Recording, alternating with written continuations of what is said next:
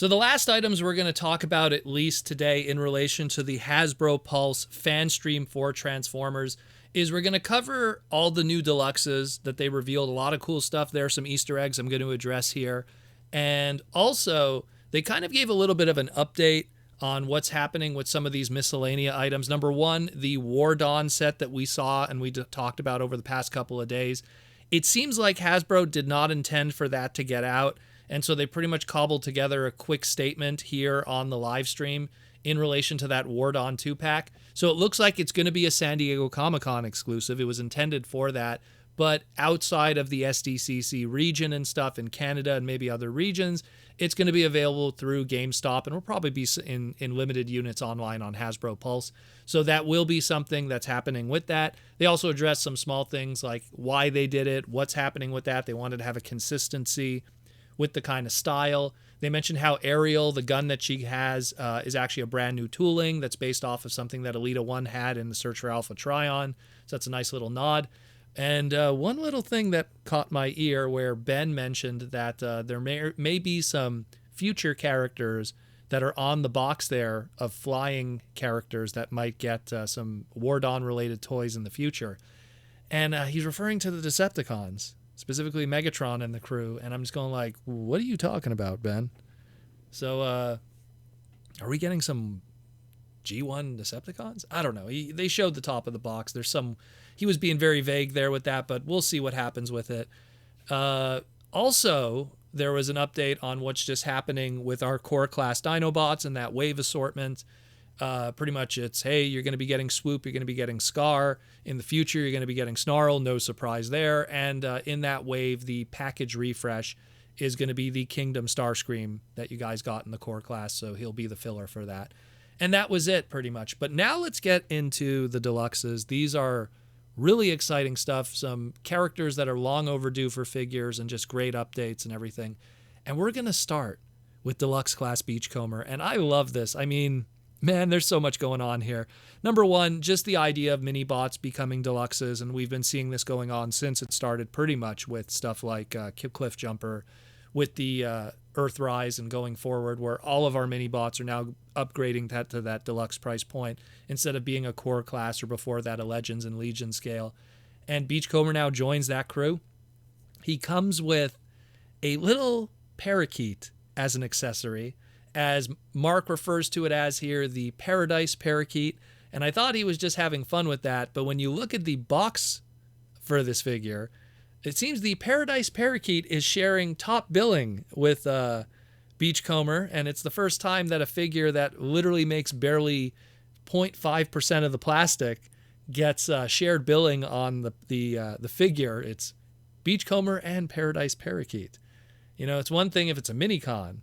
It's one thing if it's a Micromaster or a Target Master or Power Master, but when it's just this unlittle articulated small piece of slug that has a 5mm peg, very fascinating. For those who are confused, what is that parakeet for? What's that green bird? So one of the most iconic episodes of the original Generation 1 USA run, there was a Season 2 episode called The Golden Lagoon. Fantastic episode. I suggest you go check it out on, I guess Hasbro has that episode on their YouTube channel for Transformers, so go check it out. Great episode. And in that episode, Beachcomber finds this hidden paradise, and he meets, when he first enters this hidden paradise, he meets this green bird that greets him, and they have a little conversation. It's very cute. And that's where he also discovers the Golden Lagoon. So that's kind of where that character comes from. And it's kind of nice to kind of have that a little character, and he could sit on his shoulder, and it could sit on his vehicle mode, because it's a little bird with a 5mm peg on it. Kind of gives me this G.I. Joe kind of vibe with Shipwreck and Polly. So, it's kind of funny. I'm pretty sure there's going to be some nice photos of the two together like that. But really cool that includes it as an accessory. Also has this concept where Beachcomber really isn't associated with guns and stuff like that. So, especially with his original tooling and his original design. So it's something where they're like, oh, if we put like a front grill for his dune buggy mode, that grill could kind of like also transform into like a gun that he could use. So they had that added into it. A nice touch too, and this was an idea by both Mark and the other designer that worked on it, Shoe Sun, was they wanted to make sure that Beachcomber came with PVC rubber tires, which is, kind of something that's been absent in Transformers for a while, let alone something in a deluxe price point. So that's really cool too, that he's going to have PVC rubber tires with that nice detail on it. Really cool. Even Mark said that they made extra effort to put extra veneering and detail on the dashboard of the inside of the cockpit in vehicle mode.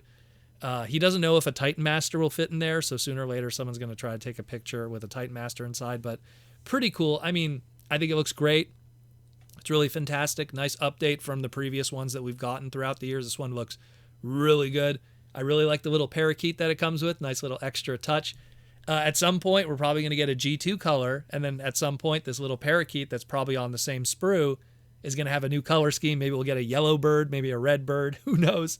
But I really dig it. I really dig it. I think that's really cool, really cute. And again, it's Beachcomber, nice, awesome, iconic figure, getting an update that much deserved with the Paradise Parakeet.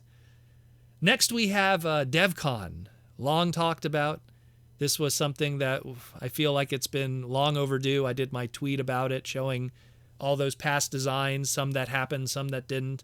I mean, and like Devcon was this character that appeared in the one episode of The Gambler and just became this like iconic, like, you know, underground kind of character in the Transformer fandom that never had a toy, appeared in one episode. That was kind of it. Didn't really appear in any comics outside of this and that of club stuff. Very limited. And then it's like, hey, maybe we'll do a toy for BotCon in 2001, and we'll do a repaint of the Viacon Mirage into Devcon. Didn't happen. Then when the OTFCC, if they were going to do a 2005 year, of course that didn't happen. BotCon Fun Publications ended up doing the Transformer convention that year. But they were like, hey, why don't we do like a Energon Slugslinger into Devcon? Didn't happen. Then in 2015, it was 2014, they did the Generation Scourge into Devcon. So that one did happen. That was kind of our first ever official Devcon toy. Again, a convention exclusive. Tough to get, difficult. And then Sakamoto-san, when he was doing the Creo mangas, he would always show in the Creo mangas these custom ideas that you could make with your pre-existing Creos. And he showed how you could take like Creo Scourge and mix it with some parts here and there, and you can make a Devcon from it. And I actually, on my Instagram, I posted too, hey, you could do that Devcon. That's pretty cool.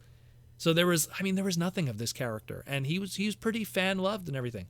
So what did they do? And I swear, like when you look side by side, they took Studio Series 86 Blur. And if you would have told me before seeing these images, I would actually be worried. I'd be like, how's that going to turn out?